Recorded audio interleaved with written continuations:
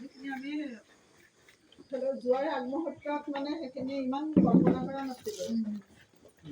আৰু বিশেষকৈ এতিয়া ফৰেইন কাণ্ট্ৰি এবাৰতো যোৱা নাই, ফাৰ্ষ্ট যোৱা।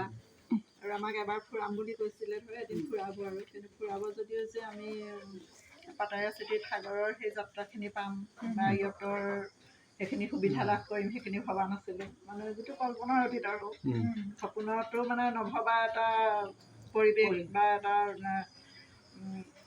পাই আহিলোঁ গোটেইখিনি, সেইকাৰণে বহুতেই ভাল লাগিছে।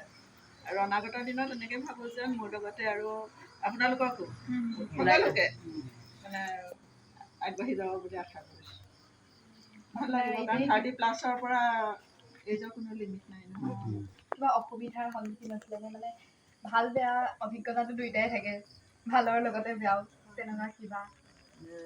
মানে এই যাত্ৰাটোত বিশেষ অসুবিধা পোৱা নাই, কিন্তু নেশ্যনেলত কিন্তু অসুবিধা পাইছিলোঁ। নেশ্যনেল যেতিয়া মহাৰাষ্ট্ৰ গৈছিলোঁ তেতিয়া জাৰ্ণিটোত বিশেষকৈ কথা বতৰা তাততো ইংলিছেই। এতিয়া আমি ইংলিছ হ'লেও মানে আমি একদম শুদ্ধ ৰূপত আমি ইংলিছো নাজানো, অসমীয়াও নাজানো যদিও আমিতো চেষ্টা কৰিছোঁ। সেই কওঁতে আৰু তেখেতসকলে মানে আয়ত্ব কৰিবলৈ বহুত চেষ্টা কৰে। আমি এটা ৱৰ্ড কাম বুলিও যেনিবা কওঁ বা গ' বুলি কোৱাৰ লগে লগে তেওঁলোকে মানে এইটো আয়ত্ব কৰি লয়। বা অকল এটা ৱৰ্ড কোৱাৰ লগে লগে মানে আমাৰ ইয়াৰ নিচিনা নহয়, সেইখিনি বহুত হেল্প পাইছোঁ। আৰু যিজন আমাৰ ছেক্ৰেটেৰী আছিলে বালু চৌহান, তেখেতক নাম আমি ল'বই লাগিব। গোটেই টিমটোত আমাৰ ইণ্ডিয়াৰ 30জন তেওঁ টিম লিডাৰ হৈ গৈছে।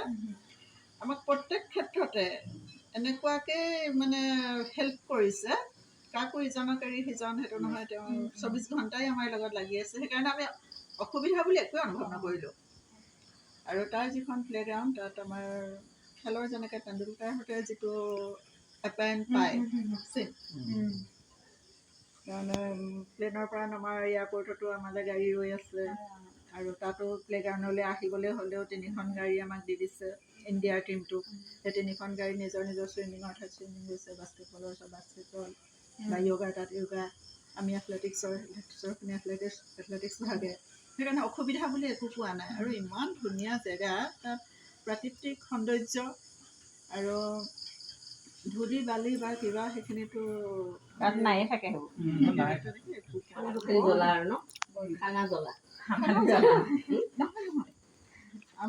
আমাক যিখন ৰিজৰ্টত ৰাখিছে তাত মানে ইণ্ডিয়ান ভেজো আছে, যি খায় আৰু তাততো একো প্ৰব্লেম হোৱা নাই।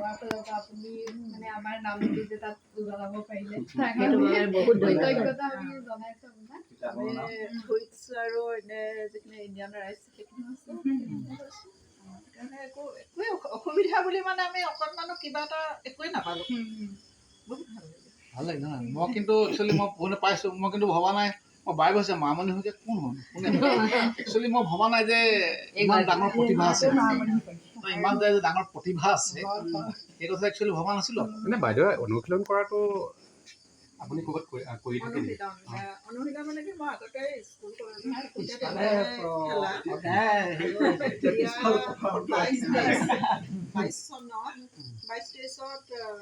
আমাৰ অল আছাম যোৰহাট হৈছিলে নহয় মান্থলিখন, তেতিয়া মই জইন কৰিছোঁ। তাৰপৰা জইন কৰাৰ পিছতে যোৰহাট ষ্টেডিয়ামত দুদিনমান অনুশীলন হ'ল। তিতাবৰ ষ্টেডিয়ামতো এতিয়া মোৰ গুৰু বুলি ক'ব লাগিব নেশ্যনেল প্লেয়াৰ তুৱাকান্ত গগৈ ঢুকালে যে নগাধুলি, তেখেতৰ আইগৰাকী ৰুণুমিয়াইতো নেশ্যনেল খেলে আগতে। আৰু তেখেতক কৈছে অহাবাৰ ময়ো যাম, কাৰণ মোৰ ছোৱালীও এতিয়া ধৰক নিজৰ ভৰি নিজে থিয় দিব পৰা হ'ল, ল'ৰাও নিজক লৈ মানে নিজে চম্ভালিব পৰা হৈ গ'ল। মই এতিয়া আজৰি, আৰু সেইকাৰণে মোৰ প্ৰতিভাখিনি বিকাশৰ কাৰণে মই এটা সুযোগ পাইছোঁ। আৰু সেইমতে মই তাত গ'লোঁ। তাত গৈ যেতিয়া মই কোকৰাঝাৰত 23ত কোকৰাঝাৰ জইন কৰিলোঁগৈ, যোৰহাট ডিষ্ট্ৰিক্ট হয়, তেতিয়াও এয়াৰ পাইছোঁ। নেক্সট 24-25ত আমাৰ তিতাবৰতো হৈছিলে নহয় অলপমান, তিতাবৰৰ পৰা আকৌ গ'ল্ড মেডেলিষ্ট হৈ মহাৰাষ্ট্ৰত গ'লোঁ। নেশ্যনেলতো 3টাতে মই পালোঁ, আৰু মহাৰাষ্ট্ৰৰ পৰাই আহিছিলে নিত্যানন্দ আৰু নাই। আৰু তেতিয়া অনুশীলন মানে এনেকুৱা হৈছিলে, অনুশীলনৰ কথালৈহে এইটো আহিলে। তেতিয়া মই যিখিনি প্লেয়াৰ পাইছিলোঁ মোৰ লগত, তেওঁলোকেতো মোতকৈ বেছি মাৰে। তেতিয়া মই নিজকে নিজে এইখিনি এতিয়া শ্বৰ্টপুট ডিছকাছ আমি অলপ ইয়াতে 9টা-10টা বজাত এওঁলোকেতো জানে ধানৰ ইয়াত আৰু কেতিয়া ডিষ্টাৰ্বো হয়। আৰু পিছফালে এতিয়াতো পানী হৈ গ'ল, পথাৰখন আছে যে তাতে পিছ বনাই ল'লোঁ। আচ্ছা, এইটো যে থ্ৰ' কৰে ন, এটা টেকনিক আছে নে, এটা জোৰ লাগিব? টেকনিক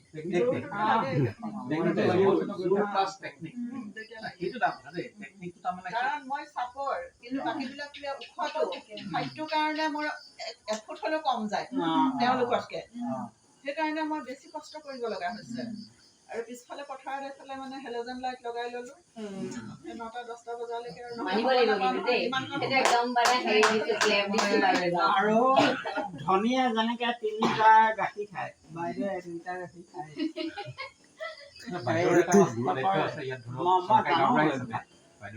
আৰু মই নিৰামিষ। নিৰামিষ। সেইটো কাৰণে ভাল। গাখীৰটো খায়। আপুনি দুটা এতিয়া গাঁৱৰ দায়িত্বটো এটা সকলোৱে জানে গাঁৱৰাটো কেনেধৰণৰ কাম কাজ হয় আৰু আপোনাৰ নিৰ্বাচনী কামটো চাগে আপোনাৰ BLO হিচাপে আছে। তাকে আমাৰ BLO সকলে সদায়ে মানে প্ৰকাশ কৰে যে বৰ কষ্ট পাওঁ। মই যিহেতু BLO ছুপাৰভাইজাৰ হিচাপে মই বিভিন্ন হেৰিত কৰি আছোঁ, কেইবাটাও পঞ্চায়তত কৰিলোঁ। য'তে যাওঁ সেইটোৱে গম পাওঁ যে ইমান ব্যস্ততা। আমিও জানো ইমান কষ্ট, BLO সকলৰ বহুত কষ্ট। পাৰিশ্ৰমিক যিটো দিয়ে তাৰ তুলনাত মানে বহুত কষ্ট কৰিব লাগিব। তাৰ মাজতে আপুনি যে এইখিনি যে অনুভৱ কৰিবলৈ সুবিধা পাইছে, সেইকাৰণে মই কৈছোঁ। মই আপোনাক ষ্টেডিয়ামত দেখা নাই, যিহেতু মই ষ্টেডিয়ামৰ লগত বা প্ৰত্যেক ডিপাৰ্টমেণ্টৰ লগতো মই জড়িত আছোঁ। গতিকে তাত কোন কেনেধৰণে কি কৰে কি নকৰে প্ৰায়খিনি মই খবৰ পাওঁ। গতিকে আপোনাক মানে এটা আমাৰ ওচৰতে ষ্টেডিয়াম থাকিও আপুনি তাত নকৰাকৈ ঘৰত কৰিছে, মূলতঃ আপোনাৰ কৰ্মব্যস্ততাৰ কাৰণে। গতিকে ইয়াৰ পৰা বুজিব পাৰি যে মানুহ ইচ্ছা কৰিলে যেনেকৈ লেমৰ পোহৰত পঢ়ি মানুহ মেট্ৰিকত ভাল ৰিজাল্ট কৰিব পাৰে, আপুনি ঘৰতেই এই বোকাপানী খচি আপুনি ইয়াত অনুশীলন কৰি আজি আন্তঃৰাষ্ট্ৰীয় পৰ্যায়ত আপুনি যাব পৰা হৈছে। সঁচাকৈয়ে বৰ গৌৰৱৰ কথা, কাৰণ চেষ্টাৰ অসাধ্য নাই, সঁচাকৈয়ে আজি এইটোৱে প্ৰমাণ কৰে। যোৱা বছৰ গৈছোঁ ষ্টেডিয়ামত, আৰু যোৱা বছৰ সেই মৰ্ণিঙত ৰাতিপুৱা অকণমান যাওঁ। আৰু এৰুমণি গগৈ যে তেওঁ নগাখুলিৰ পৰা তেওঁ আহে, তেওঁ জামিনদাৰ পৰা গাড়ীত লৈ আহে। আৰু মই ডিছকাছত তেতিয়াৰ পৰা মই স্কুটিত নিওঁ, কাৰণ স্কুটিত মইতো নিব নোৱাৰোঁ। সেই তেনেকৈ দুদিনমান তাতে, আৰু তেওঁকে মই গুৰু বুলি ক'ব লাগিব। বাইদেউ মানে ইমান এক্টিভ নহয়, মই দেখিছোঁ। মই দোকানত কেইবাদিনো পাইছোঁ আৰু প্ৰত্যেকখন মিটিঙত আমাৰ যিখিনি টাস্ক ফ'ৰ্চৰ বা মিটিং বা এই আমাৰ হাতীৰ সমস্যা লৈ কিবা সমস্যা লৈ এইখিনি বাইদেউ মানে প্ৰায়ে পাওঁ মই। আৰু এনেকৈ সামাজিক কিছুমান হেৰিটো পাই থাকোঁ। গতিকে ইমান ব্যস্ততা মইতো ভবাই নাই আপুনিয়ে যে সেই মামুনি শইকীয়া। বৰ আচৰিত কথা। মই তাৰমানে মোৰ হেৰিটো ইমানে হেৰি ছেটেলাইটটো মোৰ মানে বহুত বেলেগ ধৰণৰ। আপুনি যেতিয়া কৈছে যে হেৰি BLO আমাৰ কিতাপৰ খেলখন যেতিয়া হৈছে তেতিয়াতো SRৰ কাম চলি আছে। মই গম পাইছোঁ খেলখনটো পিছুৱাইছিলে। তাৰপৰা SRৰ কাম চলি আছে, মইতো ফিল্ডত নগ'লেই নহয়। কিন্তু টাইমটো চাই আছোঁ যে ইমান টাইমত খেলখন মই সিমান টাইমত যাম। গৈ ষ্টেডিয়াম সোমাইছোঁ, অলৰেডি চবটো ষ্টাৰ্ট হৈছে। কিন্তু মই ড্ৰেছত মানে বাহিৰে বাহিৰেহে কাৰণে কামখিনি কৰিব লাগে। তেতিয়া মই তৰুণদালৈ ফোন কৰিছোঁ। তৰুণদা মই এনেকৈ মইতো আহিছিলোঁ খেলিবৰ কাৰণে, মোৰতো ঘৰত হৈছে খেলখন। আৰু মই খেলাটো বিচাৰোঁ, কাৰণ নিজৰ লোকেলিটি বুলিতো মোকতো চান্সটো দিব লাগে ন।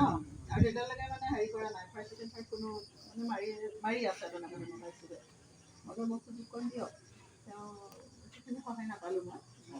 তাৰপৰা ছেক্ৰেটাৰী মালা বৰুৱা আছিলে, মালা বৰুৱা তেখেতসকলক কৈছোঁ যে নহয় বোলে আপোনাৰ এতিয়াতো ড্ৰেছত ঠিক আছে, মই ড্ৰেছত আহিম, কিন্তু জেভলিন আৰু ডিছকাছ ষ্টাৰ্ট কৰিব নোৱাৰিব। মই জাষ্ট 10 মিনিট লাগিব, মানে 10 মিনিটৰ আগত মই আহি পাই যামহি। মই ড্ৰেছ কৰি মই SR কাম কৰি তাত থাকি মই ইয়াৰ পৰা ড্ৰেছ কৰি গৈ পেলাই মই ষ্টেডিয়ামত মই খেলিছোঁগৈ। আৰু মই ডিছকাছত ফাৰ্ষ্ট আৰু জেভলিনত থাৰ্ড হৈছোঁ। কাৰণ সেই BLOৰ ডিউটিৰ মানুহটো ইমানেই ব্যস্ততা, আৰু সেই মানে মোৰ বা কিমান কি মানে আজি লাগে আজি দিব, কাইলৈ টাৰ্গেট ফুলফিল কৰিব লাগিব। মানে এবাৰ ইমান মানে সঁচাকৈও ভালো হৈছে, কামখিনি খুব সুন্দৰো হৈছে। আৰু সেইকাৰণে যে ভোটাৰ সংখ্যা যদি এবাৰ বাঢ়িলে আপুনি মানে এই ডেড ভোটাৰ্ছ মানে নাই, চিফটেড ডেড ভোটাৰ্ছ এইখিনি একদম নাইকিয়া কৰি দিছে। ইমান কঠোৰভাৱে মানে লৈছে। সেইকাৰণে এইবাৰ কষ্ট, ইমান কষ্টৰ মাজত আপুনি এইখিনি যে আপুনি গৈছে, বেলেগে কি কৰিছে নাজানো, মই সেইকেইটা দিনত মই সদায় 11টা 12টালৈকে মই ৰাতি কোনোবা এখন দোকানত হয় চাহৰ তাত, নহয় আমাৰ মূৰাধুতৰ এইখিনিত, নহয় কাৰোবাৰ ঘৰত জালানৰ তাত, দিলীপ দাৰ তাত, তেনেকে সেই মানুহখিনিৰ লগত 11টা 12টা ৰাতি মই দেখিছো আপোনাক। আৰু সেইখিনিৰ পৰা সেই আহোঁ আৰু ঈশ্বৰৰ সেয়াই মানে সকলোৰে আশীৰ্বাদত মই নিজে কৰিছো বুলি নাই ভবা দেই। ভগৱানে কৃপা কৰিছে ভগৱানে আৰু। লগ দিব লাগিব। কিন্তু মোৰ মনটো আছিলে, কিন্তু তাত ঈশ্বৰৰ কৃপা আৰু সকলোৰে এটা মই ফাইনেল শেষ কৰি যাওঁ আৰু শুদ্ধ মন থাকিলে চব জয় হ'ব। আমি কোৱা নাছিলে যদি আমাৰ তাৰপৰা মাতি আছে মানে। মোৰ কিন্তু আজি